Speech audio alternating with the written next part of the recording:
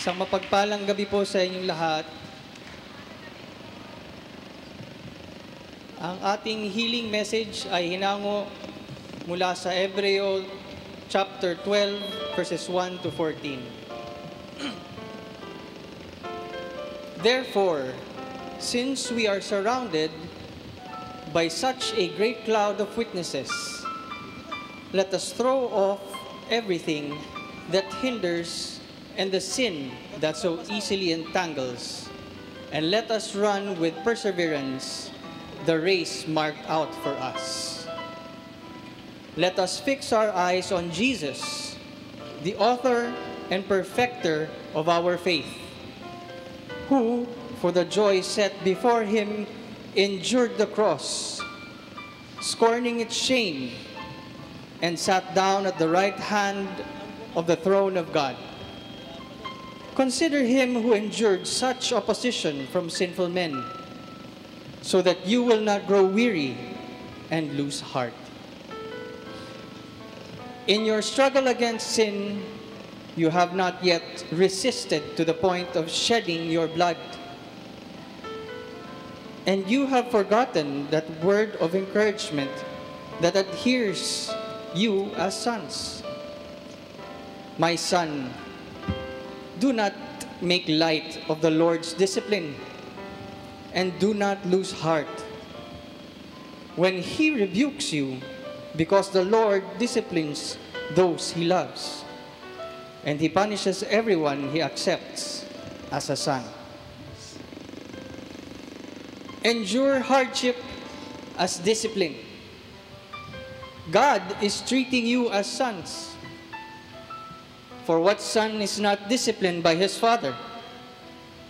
If you are not disciplined, and everyone undergoes discipline, then you are illegitimate children and not true sons. Moreover, we have all had human fathers who disciplined us, and we respected them for it. How much more should we submit to the Father of our spirits and live? Our fathers disciplined us for a little while as they thought best. But God disciplines us for our good, that we may share in His holiness. No discipline seems pleasant at the time, but painful. Later on, however, it produces a harvest of righteousness and peace for those who have been trained by it. Therefore, strengthen your feeble arms and weak knees. Make level paths for your feet, so that the lame may not be disabled, but rather healed. Make every effort to live in peace with all men and to be holy. Without holiness, no one will see the Lord.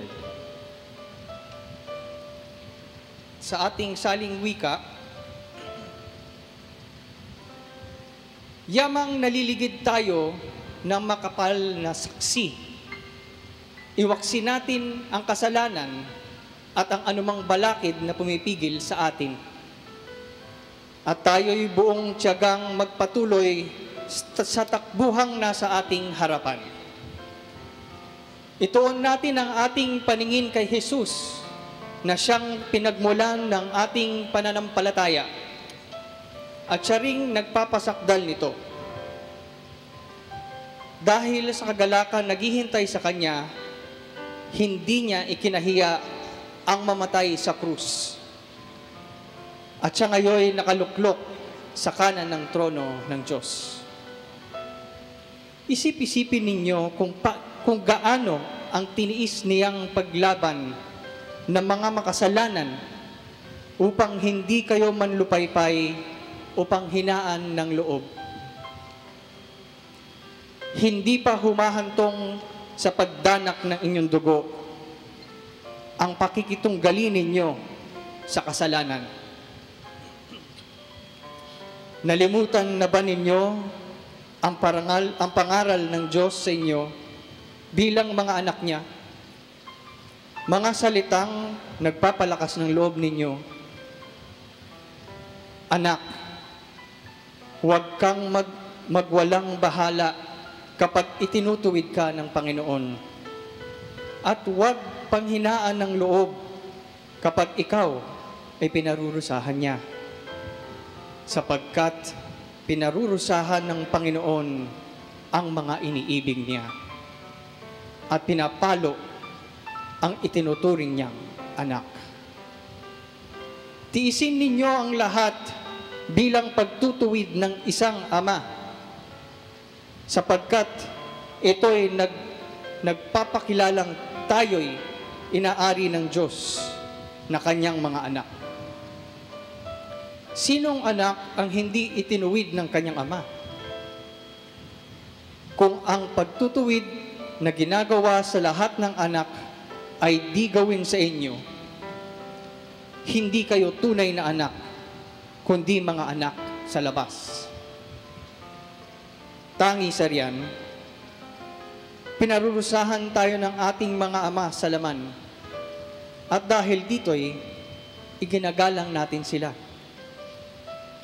Hindi ba lalong nararapat na tayo'y pasakop sa Diyos na ating Ama sa Espiritu upang mabuhay tayo?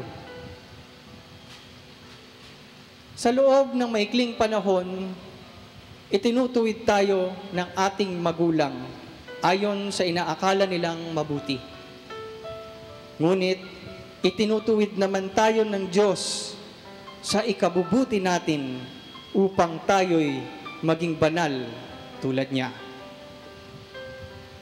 Habang tayo itinutuwid, hindi tayo natutuwa kung hindi naghihinagpis. Ngunit pagkaraan yon, lalasap tayo ng kapayapaang bunga ng matuwid na pamumuhay. Kaya't palakasin ninyo ang inyong lapaypay na katawan at ipunin ang nalalabi pang lakas. Lumakad kayo sa daang matuwid upang hindi tuluyang mapilay, kundi gumaling ang paang nalinsad. Magpakabanal kayo at sikaping makasundo ang inyong kapwa,